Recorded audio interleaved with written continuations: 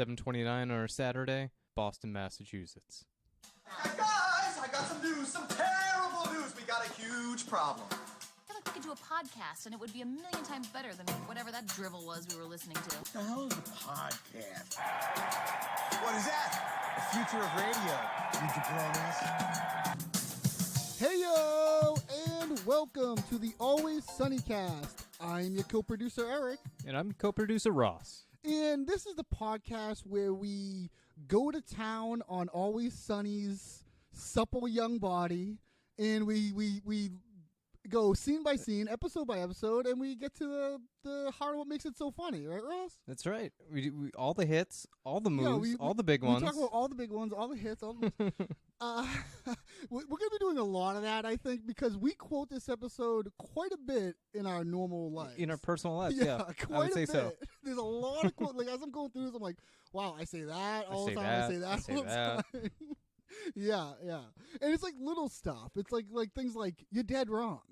Like, you're dead wrong. You're dead wrong. You're dead wrong. He says that so calmly, yeah, too. Yeah. Oh, like, and you're dead wrong on that, too.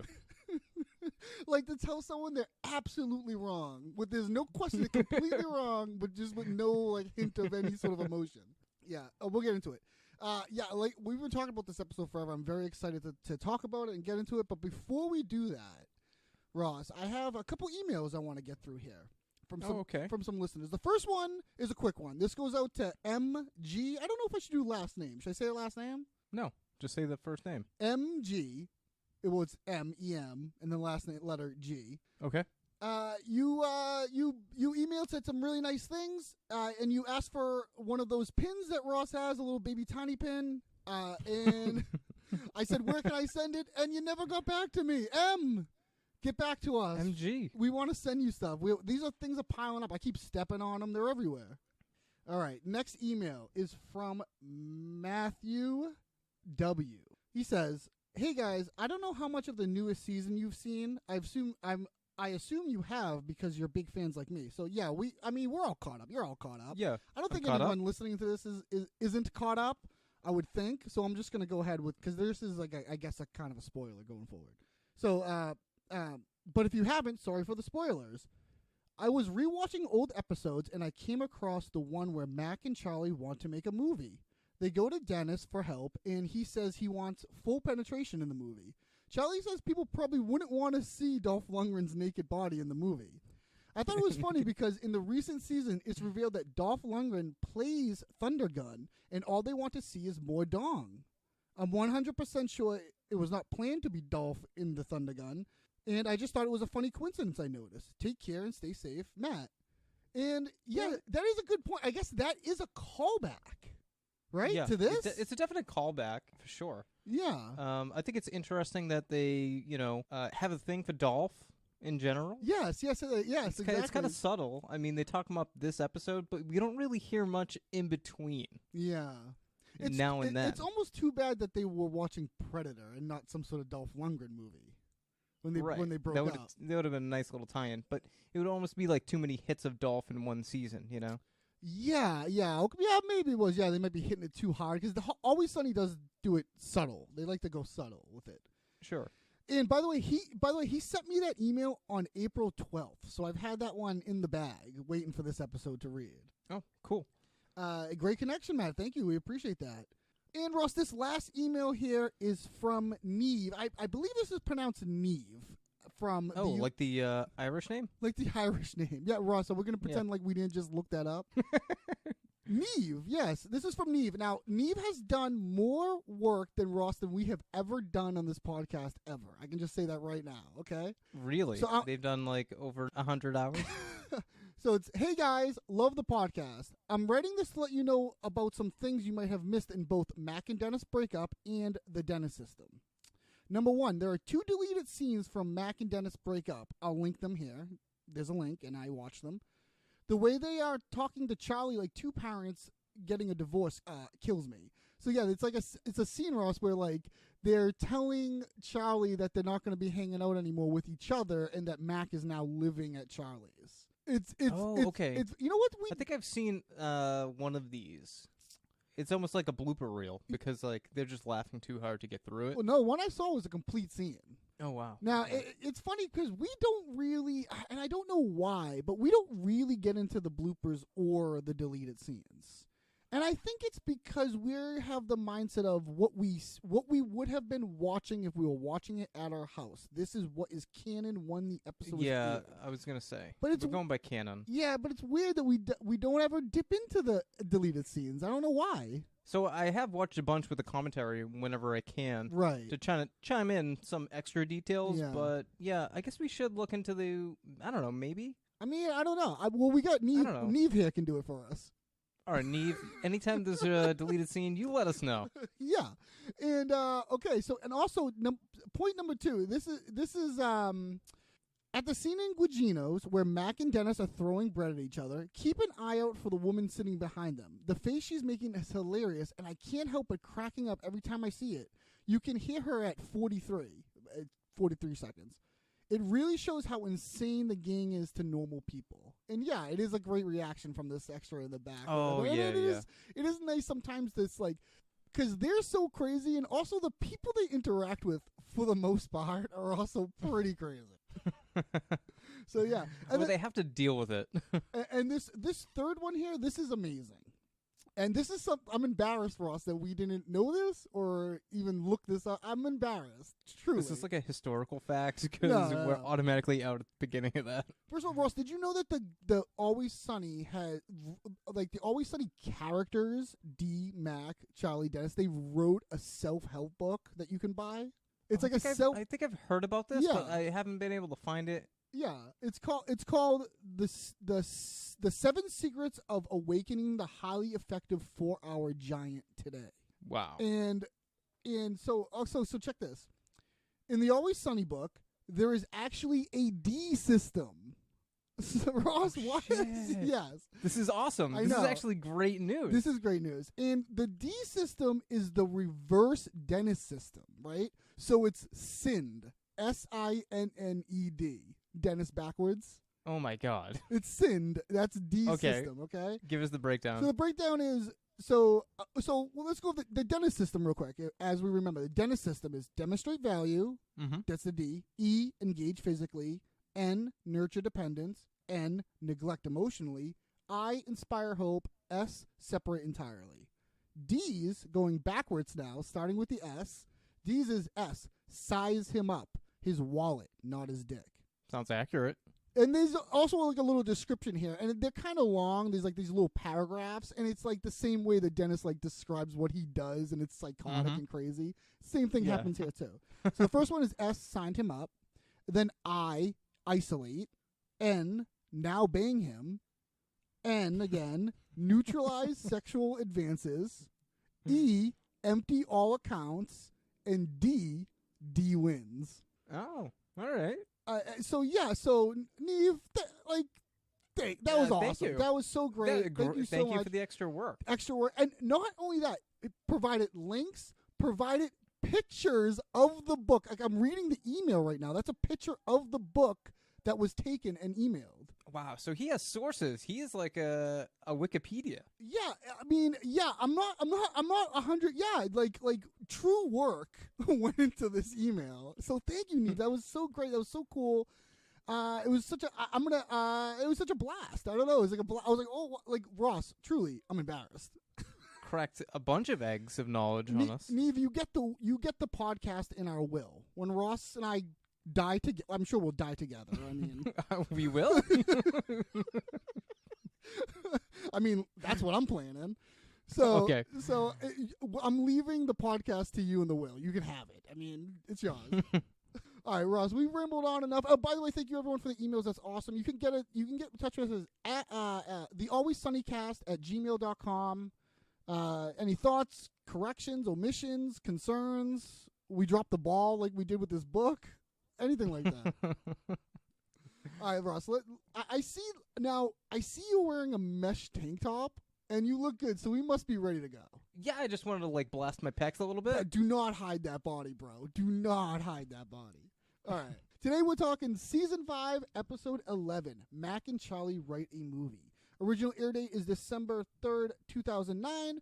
Written by Glenn Howerton and Charlie Day. Directed by Randall Einhorn. Ross, hit me with the IMDb summary. After Dee gets cast as an extra in the new M. Night Shyamalan movie, Mac and Charlie see a perfect opportunity to pitch their script, while Frank becomes a casting agent for Dennis. You know what? It sounds like IMDb watched the episode this time. I bet you they knew this was coming up for us and they revised it. Like somebody came and like made sure like it was good. the day before. Yeah. Nice. And this came out in 2009. What could be going on in the world in 2009? Well, I feel like Dolph Lundgren gets like downplayed in this episode. They seem to like play him as like a washed up actor of some sort, or like a forgotten actor. So I thought I'd give you a title from his 2009 catalog, which is Universal Soldier, the sequel. Oh, the sequel, He was yes. in the sequel to the Universal Soldier alongside another action star, Jean-Claude Van Damme. Yes, I believe I've seen this. I've actually pretty positive I've seen this. Yeah. It seems like it's in your catalog of like movies that you would watch. I almost want to say I saw this in the theater. I think I may have. Universal I'd Soldier. put money down that you did. I haven't seen it in a very, very long time. I believe this is Universal Soldier 2, right? Correct. I think maybe I've seen the first one in the theater, but I'm sure I've seen this along the way. Has the Action Boys podcast done this? They did. I think they did Universal Soldier 1, maybe. Yeah, definitely 1. I don't know if they did 2. Well, let's look forward to that. Ross, have you seen a Dolph Lundgren movie? Yeah, Rocky 4, dude. Okay, yeah. He plays the icy cold Russian. Like, yeah, right. Yeah. He's also in The Expendables. That's one I've seen him in. Oh, sure. Yeah. I mean, he has a huge catalog. I mean, he was the original Punisher. Oh yeah, that's right. I mean, well, I have his IMDb for later when sure, they even mention him because I wanted to give him some light. All right, yeah, that's good. All right, we'll save it then. All right, let's get into this.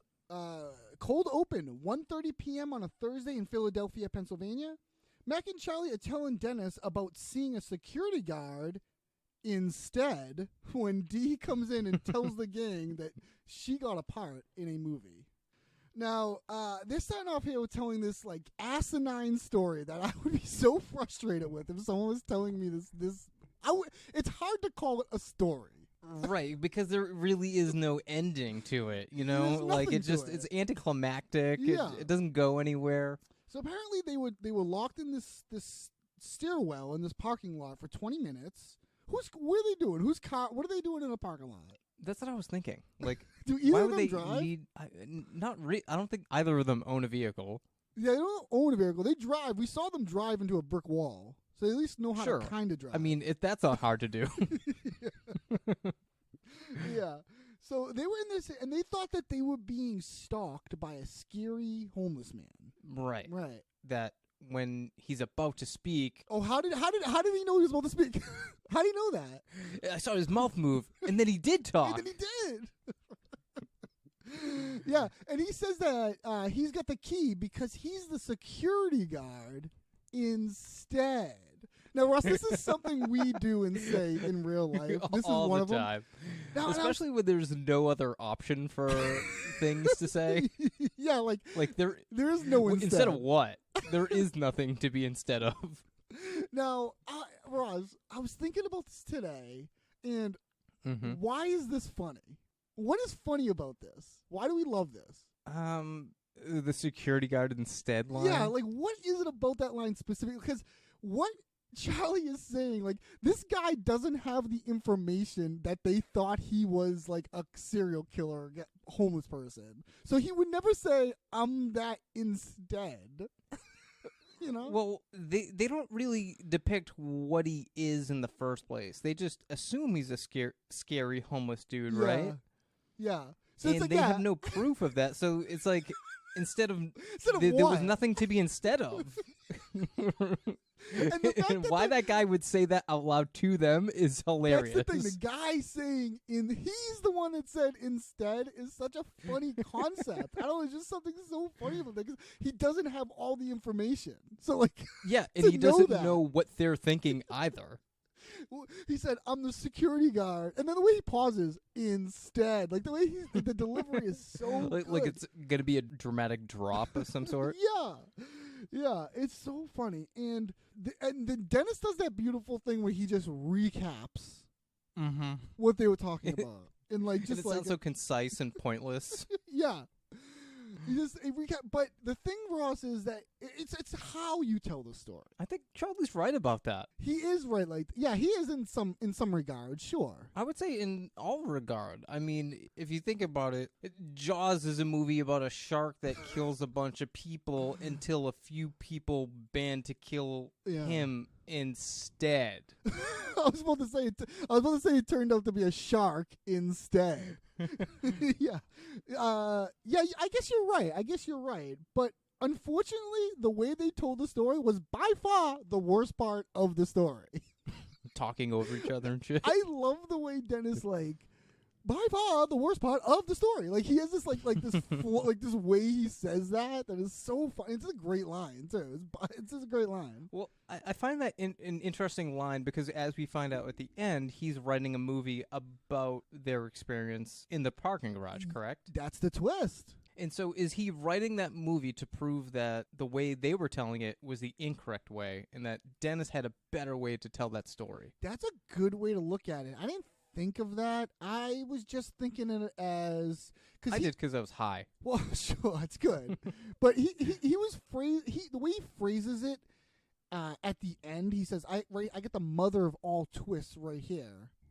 It's almost like he's aware of kind of what he's doing in a weird way. Yeah. And it is funny, like within like the structure of a like mystery sort of movie, like an M. Night Shyamalan movie or the Sixth Sense or something, where when you see it the second time, a lot of stuff makes more sense, and you can kind of like, oh, that's why that person was doing that.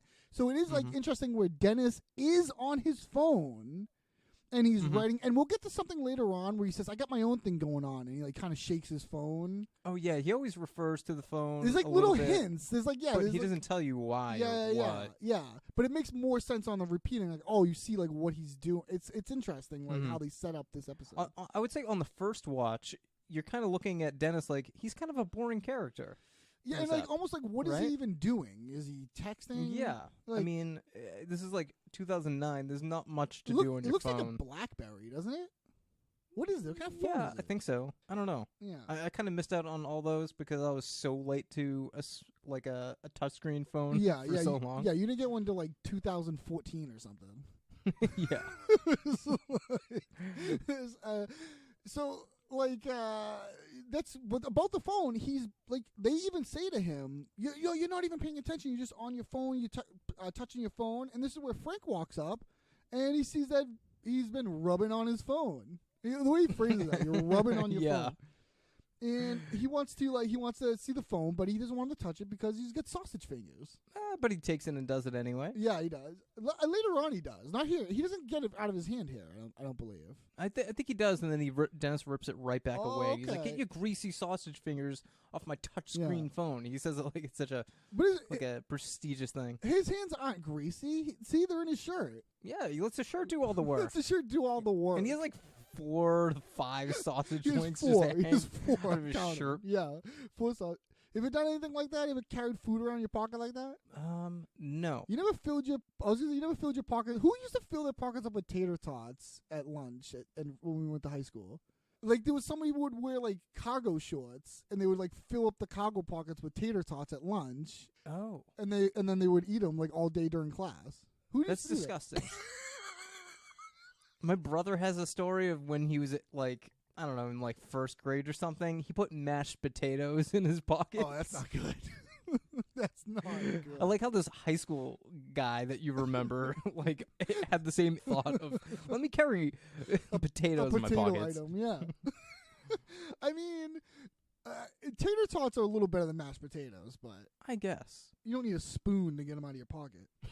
So yeah, he's letting his shirt do all the work, and then this is where D comes in. Guess what, boners? She got a part in a movie, an M. Night Shyamalan movie. I mean, they're stunned. Charlie's like, what? Yeah. What? Like, he's impressed. She's a featured actor, which means she's featured in the scene. Great logic. It's great. I guess so. It's great logic. Way to nail that down. That's some justification right there. I did do some work, and we'll get to it later on, about like certain roles within the filmmaking industry. So when that comes up later, I do have a thing for that. All right, cool, yeah. So yeah, she's saying here that she's in an M. Night Shyamalan movie, and Frank wants to know what's an M. Night. And she sees him, like, she sees his sausages because he's, like, taking a bite out of it, and she even goes, gross. Like, when she... Like, oh, yeah, she does stop for a second, like, ugh, gross. Yeah. And she explains that he's the Indian filmmaker from Philadelphia. Now, why are you going to specify that he's Indian? Can he just be a filmmaker? Yeah, for sure. I mean, Like I what? think he was born in India. Yeah, which I guess makes him Indian. He's okay. He's still a filmmaker.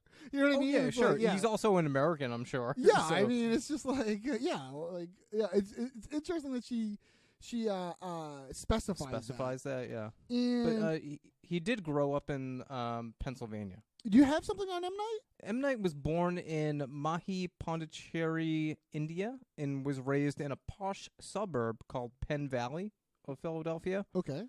You may know him from such movies as The Yeah, we know. Sixth Sense, Everybody knows The him. Village, Lady in the Water, Signs, Unbreakable. Do you like his movies? Some of them are pretty good, as I Yeah. remember. I remember liking Signs. I like The Village and The Sixth Sense. I gotta say this. I was whenever the Signs came out, like, oh, that movie scared me. I'll admit it. It scared me. It was a little scary. Yeah. But he knows how to like keep the scary thing like Yeah. kind of hidden enough Yeah. that you can't tell what's Yeah. going on. You gotta think that he's good at like the first pass through. You're like, wow, that was a pretty good movie. But then when you think about it, it's like, well, really, none of that made any sense whatsoever. Do you know what I mean? I mean, I guess you're right, but I think they're still enjoyable movies. Signs falls apart once you think like, oh, their weakness is water, so they invade a planet that has a ridiculous amount of water and it rains. Like All the time. yeah, like what? Like that? Their planet, their weakness is water, and they invade a planet that's like all water. That's like Superman trying to take over Krypton. It falls apart right at the end when you're like, really? It could have just rained. And then Charlie lets him know that he's a true to life slumdog millionaire. Now, Ross, they're gonna call him a slumdog and stuff the rest of the movie, and I gotta say, objection, extremely racist. Yeah, I didn't care for it. Yeah, It was pretty heavy-handed. pretty heavy-handed. Like the Slumdog Millionaire has nothing to do with him. He didn't direct it. No, not him Not him. or anything, His really. life isn't like that movie whatsoever. Like, have you No, seen no. that movie? It's a great movie. Yes, I have.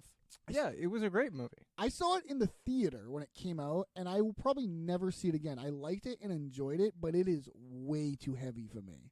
Dude, it's so depressing. It's too heavy. Like It made me so sad. yeah, I need like an action movie with full penetration.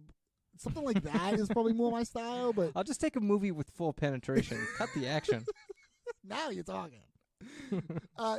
So I did like it, but I do like a lot of those like kind of drama movies. I just see them once. I like them, but I just can't rewatch them. Like I must have watched. I can't handle it. I probably watched John Wick 30 times. Do you know what I mean? So it's like, yeah, but those other movies I can't go back to. Slumdog did win over 100 awards. Yeah, and I always Isn't that crazy? for anyone that doesn't know the movie, the premise is this person goes on a Who Wants to Be a Millionaire type show, and when they get asked the question, they know the answer, and then we have a flashback to see how and why they know the answer. And the flashbacks are all bad. It's like never good stuff. Like They're always like kind of sad stories. yeah, one of them's like who's on like the American $100 bill, and you flash back to like dealing drugs and or something like that, and it's like money's involved, and that's why I remember they know like that. a septic situation. Yeah, there's all kind. It's yeah, but it is interesting because sometimes like when Katie and I play Jeopardy on our Alexa, like I'll know an answer and I'll flash back like, oh, I only know that answer because I saw it on The Simpsons, or I only know that answer because like something dumb. You know what I mean? It's kind of like that. That's a good sketch. You know, most things I find like knowledge, like especially like when trivia questions, the Simpsons taught me all of it. Like they taught me all like old dumb history Useless stuff. information. Useless information. Yeah. They were making fun of stuff from 30 years ago from when that show was airing. So it's like you just learn it. Yeah. You remember when Homer has a flashback of Cesar Chavez? And he's like, why do you look like this other guy? And he's like, because you don't know what Cesar Chavez looks like. Yeah, that's right. I think about that like all the time, and I don't know why. All right, we digress. Back to the Okay. episode. Yeah, so and they mentioned like, oh yeah, he did that movie The Sixth Sense. And Ross, you're not gonna believe this, the twist of that movie, because he's known for twists. And the twist of that movie is that guy in that movie, The Sixth Sense, with the hairpiece, that was Bruce Willis the whole time. I don't think that's that is not the twist. Now, that is a great joke. That's an incredible joke that I can't believe you didn't hear before this. This is Sixth Sense is up for so long. This is like almost like stand-up level joke. Yeah, people would make fun of The Sixth Sense. Like The Sixth Sense was like a cultural phenomenon. Like everybody saw, sure. and I see dead Yeah. people. It's still referenced. It was huge. And that joke of the twist being that it's Bruce Willis the whole time is such a great joke. It's incredible. It could be a stand-up joke. Yeah, You know, it's Yeah. like that's a retweet for sure. yeah, that is a great joke. This is where Frank's like, oh wait a minute, like you're gonna be doing a movie, I can be your manager. Frank, you're abusive and you smell like warm meat. I want you to leave me alone because it's really important to me. Now, she's right. Yeah. I mean, she's right. He is abusive. We saw his relationship with Dennis when he was pimping out Dennis. That's right. Yes. And remember when Dee was running for office to That's oppose right. Dennis? Yes, that's right. That's another time he was a little bit abusive. And also, he's currently standing there with 4 sausages in his pocket. So yeah, he smells like warm meat. For sure. Check in, check. Check and check. Yeah. And when she says this is important to me, Max says this is important to all of us. And this whole thing about like, she's like, no. And they're like, well, Dee, you involved us like the moment you The came in moment here. he walked in and said and told us about the movie. Yeah. And they're like, you shouldn't have done that. And no, she shouldn't have done that. That's always her problem. Yes, Like it is. sometimes she has great opportunities. Remember, like the the surrogacy. That's true. Yes. Yeah. They came in and ruined that. They Like, why did. can't she just keep a secret for herself and just enjoy it? They kept coming in the backyard. One came through the door. One climbed over, and Frank bashed through the Through it. fence. There's a door. The battering ram. Yeah, that's right. So yeah, it's important to all of them, and this is good because Mac and Charlie are gonna sell M. Night their script. Oh, you guys have been working on a movie? Ever since she came in and mentioned she's in the movie, now they have. And Mac and Charlie are in lockstep. Like they each know this without discussing it. Like Oh, Charlie's yeah, not yeah, like, yeah. what? Like, what do you mean or anything? It's like, oh yeah, this is obvious. This is happening. This is the move right now. Yeah. We got to strike while the iron's hot. Because they're great storytellers. Natural story. Oh yeah, and the natural story. By far the worst part of the story. So then after the opening credits, at the movie set, Dee finds out she is not a featured actor, she's a featured extra. So she walks up here and she starts pulling on a trailer door. Now, she thinks she can just pick a trailer. Like even if you're on the movie, I think you're assigned a trailer. I'm pretty sure. Right. There's a system to it. Yeah, you sure. don't just start walking up trying to open a trailer. And so she's trying to open this trailer, and a man comes up to her, and I believe this would be the AD. Am I right with that in saying that? You are. All AD. right. The assistant director. Assistant director. Alex Medlin. He was in Grey's Anatomy, Drop Dead Diva, Shameless, Southland, Friends, Standing Still, Happy Hour, Modern Family, and Criminal Minds. He's great in this role. Yeah. He doesn't take anything from that. Yeah, great. Yeah, great voice of reason. But can she get? Can he get D a non-fat, sugar-free vanilla soy latte, 3 shots, no foam? And also, why don't you go ahead and let me in here so I can start my vocal warm-ups? This is Who are you again? Yeah, exactly. Yeah, so he lets Dee know that no, she's not a featured actor, she's a featured extra. And the difference is that when you're an actor, you audition for the role and you have lines. When you're an extra, you get your headshot pulled off a desk and you have no lines. Right. That's about right?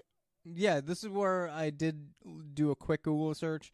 Okay, featured extra is someone who is considered a background performer, but is potentially recognizable in the final cut. They are recorded, but they are not speaking. They are not featured in individual shots. They are not interacting with the product itself. And a featured actor is someone who has one or more lines, is not big enough to be a supporting role, and is easily cut from the final version of the movie. If the role stays in the movie, in the final cut, the actor's name does appear in the end credits. Oh, interesting. And while we're at it, yeah, thank you. Interesting. Yeah. And while we're at it, I'll give you the role of the AD. Oh, because sure, yeah. we are seeing him here. The role of the assistant director of the film includes tracking daily progress against the filmmaking production schedule, arranging logistics, preparing daily call sheets, checking cast and crew, and maintaining order on the set. They have also taken care of health and safety of the crew. So, Yeah, as you can see, he's running around doing all this, and you can actually see it. He's putting in a lot of work. I think it is a tough job, and you're basically doing everything that you don't want to bother the director with. Right. Yeah, It's almost like it should be a few people doing that, you know? they might. I think they do sometimes. I wouldn't doubt it, yeah. It can get really messy. And just like later on, he's directing a pickup shot scene kind of thing, and like they do stuff like that too. Like there's like all kinds of Yeah. yeah, it's interesting. Yeah, the assistant director. Yeah, nice, Ross. Yeah, so he just basically tells her to go over to the extras tent. There's like a tent over there for them. But how's that coffee situation? Because she is hungover. Go sit in the tent. Now. That one. Thank you. I'm gonna assume they're always they're in a perpetual state of hungoverness. That's true. I mean, even before Mac and Charlie go to gather materials, That's right. part of that is going to get beer. That's right. Like, Beer is always sort of an ingredient in whatever they're doing. well, they're functioning alcoholics. So then, in the back room of Patty's, Mac and Charlie come up with an idea for a movie. This is hard. I mean, because I want the movie to be big, right? You know? And like a box office smash, and we want to put like a lot of meat in the seats, you know? Yeah, you know what I'm thinking, dude? You know what I'm thinking? Something that's happening in Hollywood that's like pretty cool. They take an underrated actor, right, whose career's in a slump, and then they make him a star again. Oh, that is awesome, right? Yeah. Yeah, let's do that. Yeah, so, who is the most underrated actor of all time? It's Dolph Lundgren. Correct. Why? Well, because of his spiky hair and Yeah. his ice-cold demeanor and his big muscles. Absolutely. Okay. All right, so we have our actor. Okay, that's great. Now we need a really great role for him. Oh, you know what I was thinking? Scientists are cool. What if he's a scientist? Okay, a muscular scientist. I'm into that. Right. As long as we don't cover up that body with a lab coat, bro. Dude, he's wearing like a hot mesh tank top. I like that. Now, does he, like, fight crime or something? Yeah. He fights crime with his brain and his brawn. Should we be writing this down? Let's get this down. All right, this is good. All right. Okay. Brains. Brawn. Muscles. Great, but- Oh! Dude, Yeah. I just got a Shyamalan twist to put in this bad boy. Okay, lay it on me. What if this scientist runs around on all fours? Why would he run on all fours? It's a science experiment with a dog that goes absolutely haywire. Suddenly he wakes up with the ability to run around like a hound. You know? We're not making the lead of our big budget action movie half dog. No, he's not half dog, he's all dog. Then why are we casting Dolph Lundgren? That will be the twist. Dolph Lundgren will be the voice of this dog. That's not a twist. That's a completely different movie about a talking dog scientist you're with right. the voice of Dolph Lundgren. All right, you know what? Check this out. What if it's a man with a few dog-like qualities, like a heightened sense of smell? Jesus or Christ, Charlie. licking, Wait a second. A heightened sense of smell? What if he can smell crime? What if he smells crime? Dude. What if he can smell a crime before it even happens? Holy shit, dude, that's amazing. Smells crime before it even happens. Yes, dude. What if his entire head is just one big nose? Write that down. I like that. His one big nose on Dolph Lundgren's body. Oh, shit. This scene is so hilarious. Like, this is a great. I love it. Yeah, like from It's such an easy game, too. Yes, and everything from like the way they're positioned. Like when this scene starts, they're leaning back. They have a coffee in their hands. Their feet are up Exactly. on the table. They're just doing like a brainstorming session, kind of coming up with some ideas. because Charlie wants the movie to be big, like a box office smash. It's like, yeah, no shit, Charlie. Yeah, put a lot of meat in the seats, It's like, yeah, that's usually what most movies want to do. Yeah, you're Yeah, right. everyone wants to make a hit movie. So they're throwing out some ideas here, and they think about, what they're doing in Hollywood a lot lately is they're taking an underrated actor and reviving their career. And I think Mac is talking about like Liam Neeson and like Taken, that sort of thing. Okay. I think that's what he means by that. I mean, Liam to me had like a pretty steady career. I know, but I think he went away for a while, and then they bring him back and then for like a cool action movie. You know what I mean? Sure. Like a guy you wouldn't expect, I think. Mm-hmm. Although I think you would expect Dolph Lundgren for an action movie. I think you would expect that. No, this is like completely outside of his catalog.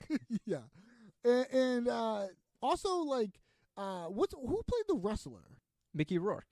Yeah, I think that's also that's another thing people say for that too. I think. Yeah, Robert Downey Jr. Didn't he have like a huge lull and then he came back and just smashed? Yeah, it? with Iron Man. That's right. I think yeah, he's that's the another perfect one. example. That's a good example. Yeah, definitely.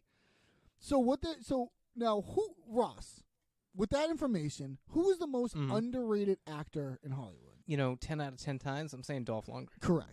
Now, this is a thing Always Sunny does all the time, where like they ask like they ask an open-ended question. Such a vague question too. Like it could like you could have any answer. Yeah, like and it's always Could have been 100 people he named. Yeah, but they're always on the same wavelength. Like they are always sort of in like sync with each other. It's very funny when it comes out in these moments. Like if I said that to you and then you said the person I was thinking of, I'd be like, "Whoa!"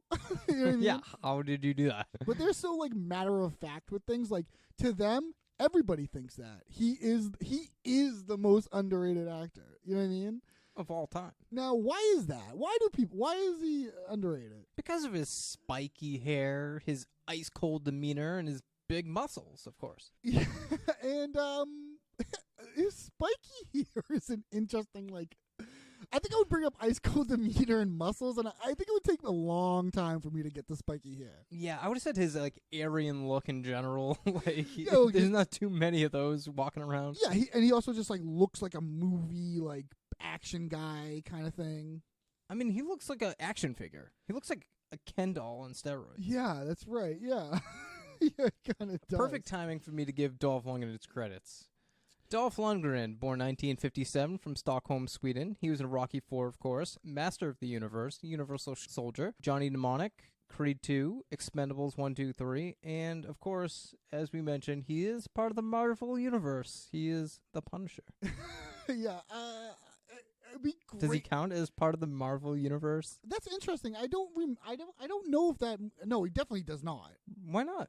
Because I think that movie is so old that it's those movies were made by Marvel would sell someone the rights to make a movie. Do you know what I mean? Yeah, but it's still a Marvel character, right? I mean, he's mentioned. I mean, yeah, It's but not like they invented an entirely new character called the Punisher. That would be confusing. I mean, yeah, he played a Marvel anti-hero. Yeah, he did. Yeah. So they're okay. They're still brainstorming. They're trying to come up with an idea. So they're gonna cast Dolph Lundgren. Great, we got our actor. Great. Now we need a cool role for him. Hey, what's kind of cool is scientists. Scientists are pretty cool. All right, I'm into that. As long as we don't cover up that body with a lab coat, bro. Here's Mac with the body mass. It's interesting that they say in some ways I feel wouldn't Charlie and Mac think scientists are nerds? I think Mac would definitely think he's a nerd and hate it. And because science is a liar sometimes. For sure, he does not care for science. No, so it's interesting that he's yeah, okay, science, but so he's a scientist. What does he do? Does he fight crime? Yeah, he fights crime with his brain and his brawn. Brain and his brawn is such a funny thing. It's well, then what's the point? He's just unstoppable. You know what I mean? It's just what?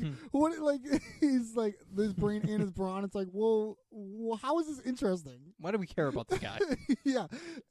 And there's this great moment where they go, should we be writing this down? They get this we got something here. Yeah, they start clicking and they get so excited, and their excitement is to me giggling. infectious. It's like Yeah. they get excited, so you get excited. You know what I mean? It's like, oh shit, like we're doing this. Like this is happening. It's coming together. You know? Oh, for sure. And Charlie's got another idea though. What if he like ran around on all fours? He does this like great run-in motion. Yeah, this is Charlie's Shyamalan twist. That's right. His Shyamalan.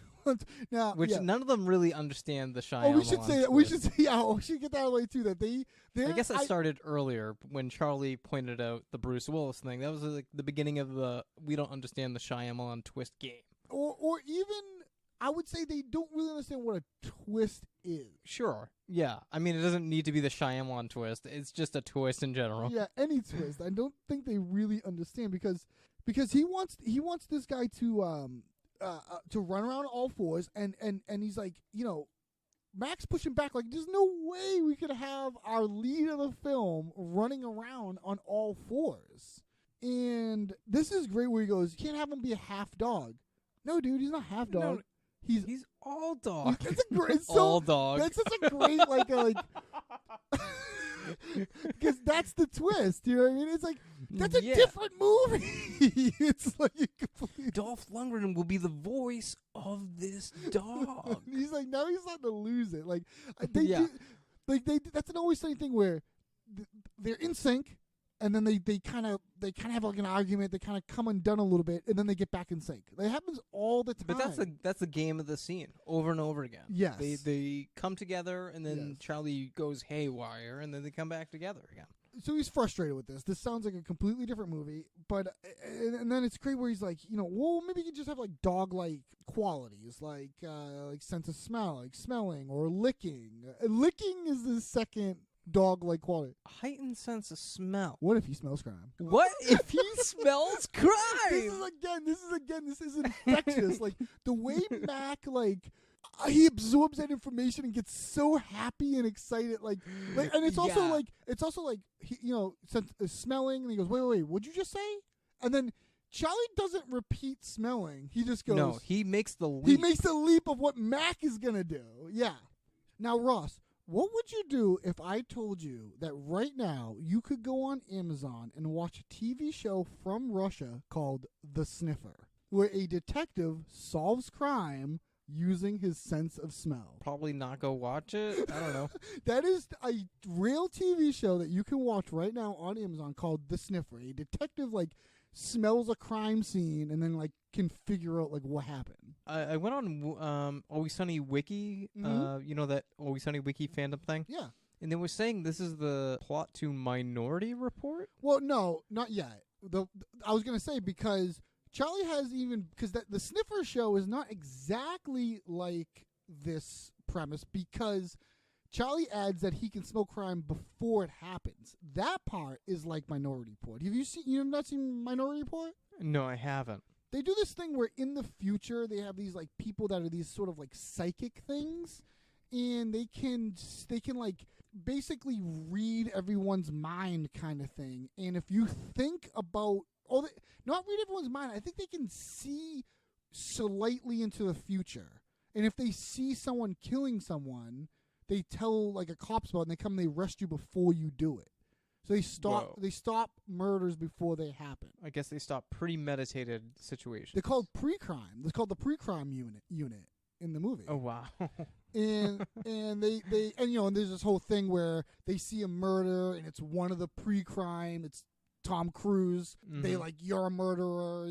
And then he's like, no, I didn't. And then he goes on the run, but he has to prove his innocence, kind of thing. Oh, pretty good, actually. It's pretty good. No, maybe I'll check it out. You won't. But yeah, then Charlie adds the before it happens, but he's also kind of thinking to himself yes, a giant nose on Dolph Lundgren's body. Oh, Mac is so beside himself. His entire head being one big nose. Now, Mac kind of does compromise on this later on. We're going to see that he kind of does compromise this. On the poster, yes. But that is that's crazy. That is a terrible idea, though. His head is just one entire nose. It's how did he even get there from the that's he was heightening his own thought. Yeah, it's too much though. Yeah. We then see Dee sleeping in the extras tent when Dennis and Frank show up first, with Mac and Charlie popping in a few moments later.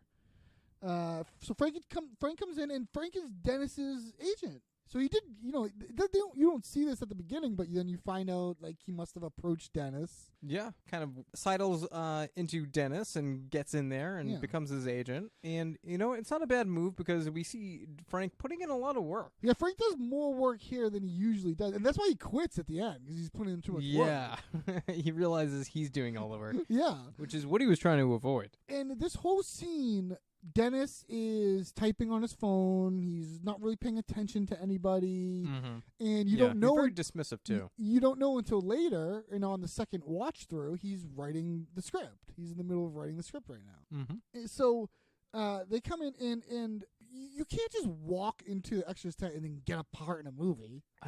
Dee's like really trying to make it seem like this is an exclusive thing. She's really trying to hold on to this as like, no, she's worked for this. Like, right, she deserves this. They wanted her specifically, she thinks. You're right. Yeah.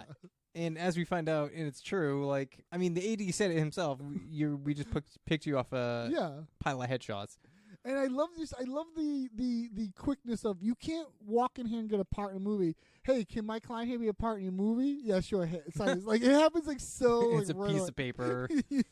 and Dennis is like, you fill it out. Yeah, and he does. You see him grab. He pulls out a pen, and Dee comes up to the AD, and she wants to know her part, like what she's doing in this movie, and he looks it up, and she's a corpse. Oh, like a zombie roaming through the streets looking for a brain. Nope, just like a dead corpse, dead body. I like how she's like digging for this like role that isn't even there. I know, yeah, like anything she can kind of get, like, yeah, exactly, like anything. She needs to be active and like talking. You know what I mean? She needs to. Yeah, she needs to make herself physically part of this movie more than she is.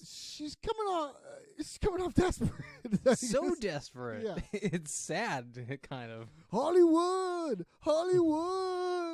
We got a Hollywood situation. Mac and Charlie come rolling in with their loose yellow papers. And they're just singing Hollywood. They want a fist bump from Dennis. Charlie does. It's very similar to the fist bump with the McBoyles. I was gonna say. He's like, bump it. That's the last time we saw a bump it. We haven't seen the McBoyles in a while. Like a stupidly long time. I don't think we didn't see them all season. And we're still not. They're not in the next episode. So yeah. No. So bump it. Dennis doesn't want to bump it. They want to know. Dennis is like, how's the writing, this and that, and they're not gonna write it. They just they're gonna pitch it. That's their new plan of attack. Yeah, they're going to skip the writing. They're just going to go right to the pitching. This I understand. From them, yes. I do understand. When somebody says later on we'll get to it, but when someone says I'm a big picture kind of person, that's like me. I don't think I could really write anything, but I get ideas for days. If you want to take that and make, you know what I mean? Yeah. I guess that's what separates people like us from people that actually make movies. I know. For me, what I wish is the entire video game industry to come to me and say, Eric, how do we make the best video game ever? And I would tell them because I know. Yes. You know what I mean? You could make a great video game. And I'm not just saying that. I appreciate that. Thank you. Yes. That would be it's crazy. So yeah, it's same thing. It's why don't they just ask me how to do the action scenes? Max says he could do action scenes better. I'm like, yeah. Didn't you do video game testing once for a survey thing or whatever? It wasn't video focus group thing. This was a focus group. It wasn't testing. We didn't play the game. We just were talking about what kind of games we like, and then we saw videos of the game. It was this game called Steep. STEEP. It's a snowboarding game. You know for sure that was the game? Yo, yeah, 100%. It's out. You could get it. It's called Steep. It's a snowboarding game. It looks bad and probably is bad. So I mean, I don't know. It's not really my style, and it just was just nothing. It was just nothing. I don't know. Relatively boring gameplay. It was a focus group. I made a cool $100 for that. Kind of worth it. Yeah, so they're just gonna do this sort of pitch thing, and they're looking around for M. Night. And Frank offers because they think they're saying to them, you hit a brick wall is why you're doing this. You can't write it is why you're doing this. And Yeah. Frank offers his client, Dennis, his assistance. They say, and Dennis is good at words. He is awesome at coming up with good words. What was that? So What was by that? deduction, he could write a movie. Like, is that the logic? Well, remember Mac when they broke up? He was like, you're good at coming up with, that's like a... with good words, dude. yeah. You couldn't think of the word words. You gotta work on your vocabulary. You can help me. So yeah, they want to go to Dennis for words, and it does like they never really mention it that much, but it's supposed to be very hot. Like everyone's hot inside the tent, and they're like, let's get some place with some AC. Let's do this like let's have this meeting with Dennis, but let's do it somewhere where it's cooler, and leave that to Frank. Before we exit the scene, I do want to talk about 2 more roles that were introduced: Oh yeah, agent and producer. agent producer. Okay, So- let's hear it. A producer is the person responsible for finding and launching a project, arranging financing, hiring writers, a director, and key members of the creative team, and overseeing all elements of pre-production, production, post-production, and rights up to release. All right, So yeah. that seems like a lot of work in itself also, right? Yeah, I'd rather be an executive producer. I don't think they do anything. Yeah, that seems like a step back into Yeah. I Yeah, don't yeah. do shit. I hired the other guy. Yeah, exactly. So talent agents, which is what Frank is playing in this episode, finds jobs for the actors they represent. More specifically, acting agents submit their clients for auditions, they pitch them for roles, and follow up on submissions and auditions. They negotiate better pay and contracts and renegotiate existing contracts. We see Frank doing some of this Yeah, in this episode, yeah. especially with Dennis with the blood. Right, yeah, exactly. Yeah, Frank negotiates that. And we're going to cut to where he got them a trailer, where Dee could not get into a trailer. Like, Dee not taking Frank as her manager. I think they're, like, really illustrating, like, all the things Dee is trying to do, Frank is, like, doing the opposite of. Yeah, he's like a middleman. Like, Yeah. it's worth... Because he got a trailer. It's just like, Yeah. how do you do that? I don't know. Sometimes it's worth paying for things. Yeah, I don't know. Yeah. So this next scene here, too, this is a very long scene, but I cut it into 2 parts. I cut it into the pitch that they make and then Dennis's notes. Perfect. We cut to a trailer where Mac and Charlie pitch their movie to Dennis.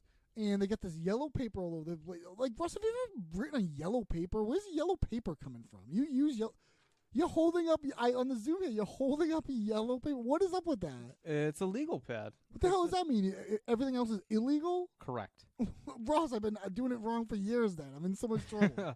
It's just like a yellow pad of paper. Why? I gotta know why. I mean, they sell white paper also. I just happened to find that before I saw the white one, so I just grabbed it. I don't know. I literally, as I work, I just write notes that I need temporarily and just throw it away after. Maybe this is a me thing. Yeah. I don't know if you listen to the Allison Rosen show still. Not in a long, long time. They do the thing where it's like me, you, or everyone. Like, do I just think this, or does everyone? I find yellow paper and even the color yellow to be kind of dingy sometimes. Like that yellow paper looks dingy. Oh yeah. It looks like dirty and unprofessional. And that's legal paper. It's crazy. I know what you're saying. Yeah, it does look a little bit dingy, but like I know what I'm using it for. I'm not presenting it to anybody. It's Yeah. just for me. You're not gonna pitch me a movie with that? Not tonight. No. What do they have on all this yellow paper all over the place? It's hard to tell because we don't actually see any of it, but Yeah. there's tons of paper. There's a lot of paper. Yeah. That could, like, if they typed it out, be a movie. Yeah, a lot of paper. I feel like the paper just says like they say like one thing on them, like nose and Yeah, like Yeah. smells. Next Yeah. page, crime. Next page. So they're talking here about a prequel movie, a prequel to The Sixth Sense, entitled The Fifth Sense. That makes sense. I mean, that makes sense. Is that a pun?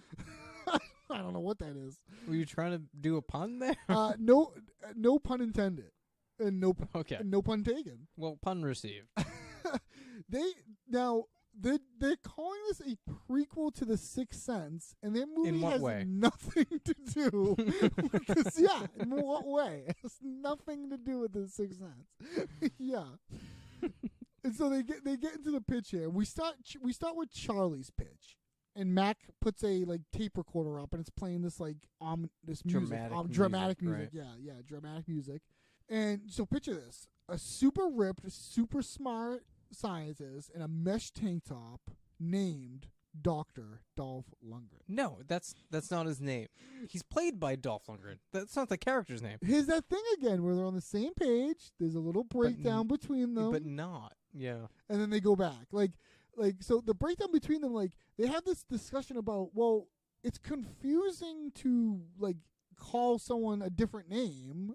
You know what I mean? Like just be his name. Like why? It's funny because it kind of makes sense at the same time. It's like what if the actor is named Dolph Lundgren and we know that's Dolph Lundgren just by sight on scene, it would be more confusing to make up a different name for him. That's crazy though, because he's playing like a fictional character. He's not Dolph Lundgren.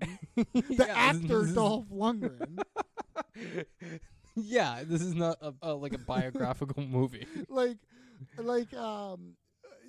Fiance Katie, when she was like really little, she like used to think that everyone's character name with it was also their real name. And when she found out like it wasn't, she was like, why? Like her mind was blown. Like why? Like why not just call them by their real names? Like you're making it up. Then the actor would have to be the same character. Yeah, in every exactly. movie. It would be like, how do you separate? That didn't make sense to her. No, she was real. I mean, she was a child. She was real little. Oh, she's stupid. This was like a couple weeks ago. No, I'm just no, kidding. no. Love you, fancy kitty. Me too. No. So, and also, this is so obvious. I mean, it's obvious to us being Always Sunny fans and just knowing, but it's meta. They're talking about themselves. These are two characters, Charlie Day and Charlie Kelly, and Rob McElhenney, Mac. Those are their real names. Like Mac and Charlie are their real names. Yeah, it is weird in a little meta way that they are. I mean, it's Charlie so and obvious. Mac, It's like stupid to even say it. It's kind of like, Yeah. we know. I feel like that would be an IMDb trivia. It's something. not, and it's actually not on there. And it's. Oh, actually, you know what? Is it? No, it's not. It's not. I think they're on the wiki. It's fandom, on the wiki but fandom, but it's not on the. It's passable. Russ, stop looking at the wiki one because I use that one sometimes too. I think you're cheating. I have a feeling you're cheating on the IMDb. Well, I just want to make sure the stuff I look for specific things that I want to know. Okay. When I look at wiki fandom, next I time- skip ne- over the other stuff. Next time a teacher catches you cheating, use that excuse. I just want to know things that I specifically want to know. A teacher? I don't know. What do you think my life is like? Yeah, you're in high school, right? Yeah. I'm a senior again. But this time I'm passing, bro. So they get this little breakdown about the name, and then they get back into it, but Mac picks up. I like how Mac picks it up from here, and the music's still going, but he's doing the same movie. What is that, like a movie trailer voice? Yeah, actually, I did look it up. Within our lifetime, there's probably been 4 people that do like the movie preview voice. In a world. These 4 people: Red Pepper, Don LaFontaine, Hal Douglas, and Mark Elliott. If you've ever watched a movie trailer, one of those 4 guys have done it. Great names. Red Pepper. He sounds like a D&D That's party. gotta be fake, right? I mean, it's an incredible name. Don LaFontaine. That's an awesome name. You sound like sounds like you sound like a captain of a train. Captain Don LaFontaine. Yeah, wow, cool. Yeah, Ross, you did a lot of work this episode. You know what? I'm going to send you an Always Sunny pin. Thank you. But don't, because I have too many. So Mac picks it up here. It's a doctor played by Dolph Lundgren, and this guy blew off his nose. Now, this is funny. We're getting new information here about the movie. Yeah. This is. He blew off his brand new. nose, and he gets reconstructive surgery, and he finds out that he smells something that stinks. Crime. I love the way he does that. Like crime. Like it's so good. Like This is a long draw out. He thinks he's doing something like profound there. Like he thinks he's saying something that's sure. gonna blow your mind. And it kind of does. Like Dennis is into it. Yeah, This doctor but smells crime. well, before we get there, that's kind of I put that into the next scene because I actually, guess you're you're right. No, you're right. I pick up with Dennis right when he starts with the advice. So you're right. So yeah, he said, he's kind of is into it. He's supposed to crime, but also he could possibly be running around on all fours like a hound. That's not set in stone. Mac objects right away. No, he doesn't. Like a hound. I love the term a hound. But that's where they got the smell. The hound. The hounds are known for sense of smell. Yeah. It does, but now it's something about him his nose getting blown off and having reconstructive surgery.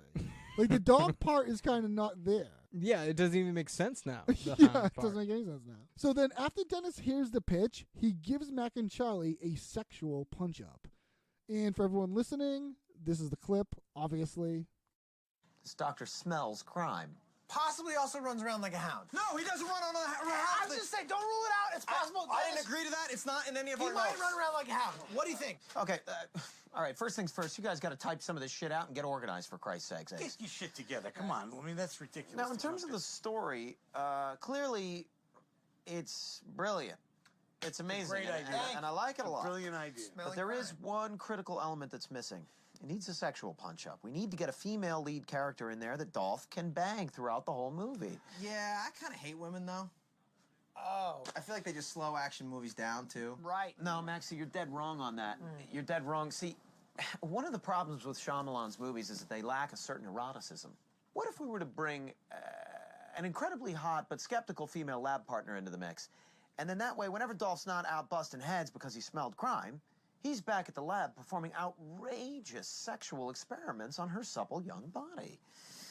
Now, here's the twist, and there is a twist. We show it. We show all of it. Because what's the one major thing missing from all action movies these days, guys? Full penetration.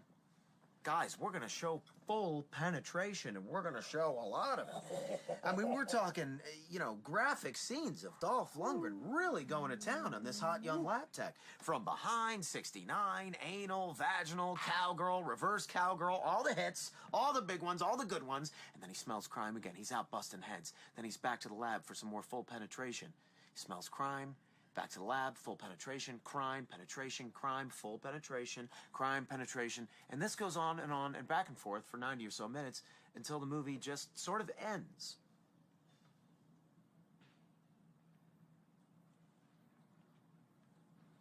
That is brilliant. That is the most brilliant movie I've ever heard in my I life. think audiences are going to be very uncomfortable seeing Dolph Lundgren's naked penis going into this young girl that you're talking about. Yeah, just to be clear, though, I don't care either way. Well, it was worth it, because we got the chick thing out of it. So You had this is 30 good. seconds. You did. Okay. All right. Well, maybe we should type this stuff up and then give Frank it will be in over. touch. Yeah, Okay. we'll get another. Okay. And think about the representation. Definitely, Okay. dude, definitely. Okay. Don't have to rep him. Just rep me. All right. Let me just get all this stuff. We're not a Reddit. Okay. We good? Yep. Okay. Okay, we good? Go ahead, Charlie. Okay. And we'll get to Frank, I like better without him. So just let you know. Okay. Okay. Cool. that scene was Incredible. The most brilliant thing I've ever heard in my entire life. now. What a great agent Frank is for backing Dennis up. Yes. on every thought he says. Yes, in this yes, absolutely, episode. yes. Now, this is my I think this is my all-time favorite monologue. Just like my Oh, favorite. yeah. Like this is there's everything about the choices made in this section is like I could not think there could never be a better choice of how they play this. Like first of all, Dennis going now in terms of your story. Obviously, it's brilliant. Like he likes their story. He likes what they said. Like, is that It's not? a zig when you think he's gonna zag. It's incredible. It sets everything that happens after this. It's like it is such like a great and also this is why they're friends. Do you know what I mean? Right. It's They're always on the same page. yeah, like the fact that they like that nonsense, like true nonsense that they were just saying. It's hardly anything. It's hardly anything. All they have is an idea that Yeah. needs a story now. Yeah, yeah. And Dennis's acting, Glenn Howerton's acting in this scene cannot be understated.